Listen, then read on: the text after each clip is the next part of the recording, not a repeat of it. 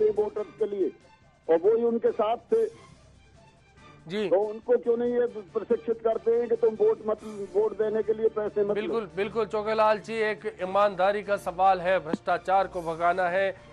सभी लोग, ज्यादातर कॉलर्स की यही राय है। प्रेम प्रकाश जी से जानते हैं, पाली से जुड़ चुके हैं फोन लाइन पर।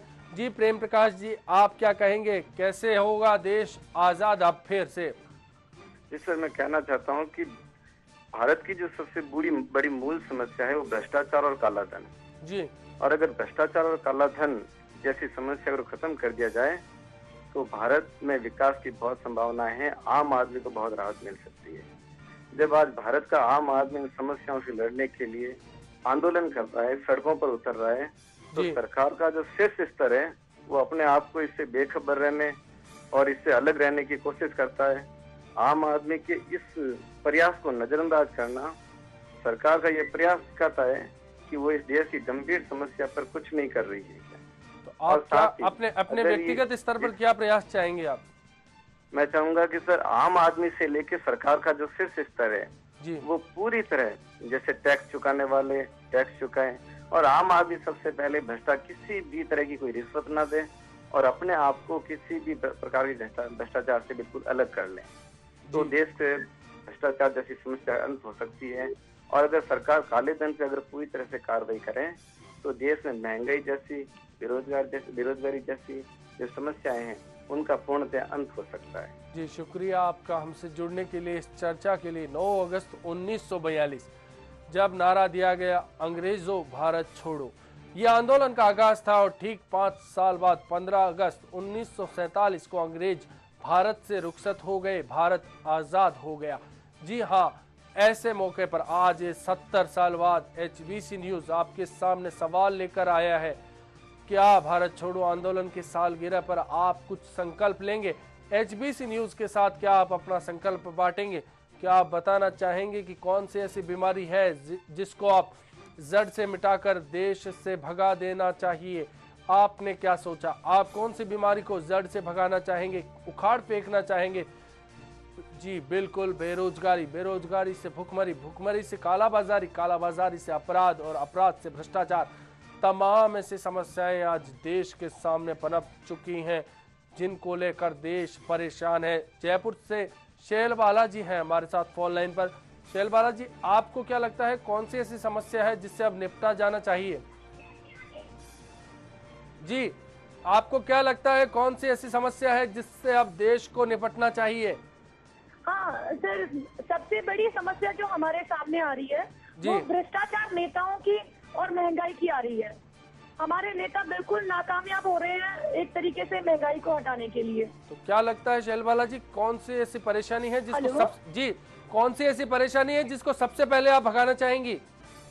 हाँ, सबसे पहले मैं भगाना चाहूंगी महंगाई को, और दूसरा भगाना चाहूंगी उन सारे भ्रष्ट नेताओं को सर, जिन्होंने ना अपने फायदे के लिए एक तरीके से महंगाई को बहुत ज्यादा आसमान छूने पर मजबूर कर दिया है। क्या आपने इसके लिए कुछ सोचा है, कैसे भगाएंगे आप भ्रष्ट नेताओं को? आम जनता का फायदा नहीं देख पा रहे हैं सर वो। शैलबाला जी, क्या आपने सोचा है कैसे भगाएंगे आप महंगाई को? हेलो जी जी सर, आपकी आवाज नहीं आ रही है। जी शैलबाला जी, बहुत बहुत शुक्रिया हमसे जुड़ने के लिए। इस चर्चा के लिए हमारी फोन लाइन अभी भी खुली है। आप बता सकते हैं आपने क्या सोचा, देश को कैसे आप फिर आजाद कराएंगे? अरुण जी हैं भरतपुर से फोन लाइन पर। अरुण जी, क्या कहेंगे आप, कैसे देश को आजाद कराना चाहेंगे? भ्रष्टाचार, बेईमानी, क्या चाहेंगे, किस बीमारी को देश से उखाड़ फेंका जाए? सर, हम ये एक तो नेताओं से भ्रष्टाचार मिट जाएगा, तो मैं कह रहा हूँ पूरे जितने भी नौकरशाही वगैरह हैं सबसे भ्रष्टाचार मिट जाएगा सर। तो क्या करेंगे आप अपने स्तर पर भ्रष्टाचार के खात्मे के लिए? भ्रष्टाचार के इसके लिए हम अपनी तरफ से ईमानदारी से कोशिश करेंगे, पर मेन तो इन नेताओं से भ्रष्टाचार मिटना चाहिए। जी अरुण जी, बहुत बहुत शुक्रिया हमसे जुड़ने के लिए, इस चर्चा के लिए आपका। किसे चाहते हैं आप भारत से भगाना, कौन सी ऐसी बीमारी है जिसे आप भगाना चाहते हैं? बाड़मेर के बालोतरा से अभिषेक जी हमारे साथ फोन लाइन पर है। अभिषेक जी, क्या कहेंगे, क्या बीमारी लगती है जिसे आप देश से भगाना चाहिए? देश से आज के समय में भ्रष्टाचार भगाना चाहिए, गरीबी भगानी चाहिए, काला धन देश में आना चाहिए, जिससे देश का विकास हो सके। जिस तरह आज बाबा रामदेव अनशन पे बैठे हैं, रामदेव जी बाबा चाहते हैं कि काला धन मिटना चाहिए, लोकपाल आना चाहिए, भ्रष्टाचार मिटना चाहिए। देश का किसी भी प्रकार से विकास काला धन देश में आएगा तो ही होगा, इसके अलावा नहीं होगा। जैसे लाल कृष्ण आडवाणी भी की ये भी मांग है, बीजेपी की मांग है, लेकिन कांग्रेस की इसी में कोई मांग नहीं है। कांग्रेस के सब नजर काला धन पड़ा है विदेशों में जमा, इस कारण से भ्रष्टाचार से मुक्त नहीं हो पा रहा है। बिल्कुल, भ्रष्टाचार देश के सामने समस्या है। बहुत बहुत शुक्रिया हमसे जुड़ने के लिए और अपना संकल्प, अपनी राय रखने के लिए। सुरेंद्र जी जयपुर से हैं फोन लाइन पर। सुरेंद्र जी, आप क्या कहेंगे? सर, हम ये कहेंगे कि जो ये इंडिया में इस समय खाने पीने की चीजें भी सट्टा खेला जा रहा है, सट्टे को बंद करा जाए, इसे भी भगाया जाए, भारत से इसको भगाया जाए तुरंत। जी, कहीं ना कहीं भ्रष्टाचार और कालाबाजारी महंगाई में सहयोग कर रहा है, महंगाई बढ़ा रहा है सट्टा बाजार। जी सुरेंद्र जी, बिल्कुल कालाबाजारी है, बड़ी समस्या है देश के लिए, महंगाई बढ़ा रही है। बहुत बहुत शुक्रिया हमसे जुड़ने के लिए। मकबूल जी है नागौर से फोन लाइन पर। जी मकबूल जी, क्या कहेंगे, कौन सी समस्या है? जी मकबूल जी, कौन सी समस्या है जिसे भगाना है देश से? है जी, कौन सी समस्या है जिसे अब भगाना है देश से? सर बाहर पास यहाँ पे जो भी मतलब अधिकारी के पास अगर जाते हैं तो सिवा रिश्वत के अलावा कोई काम नहीं होता। जी, क्या तो आपको लगता है भ्रष्टाचार बड़ी समस्या है देश के सामने? बहुत ज्यादा समस्या है।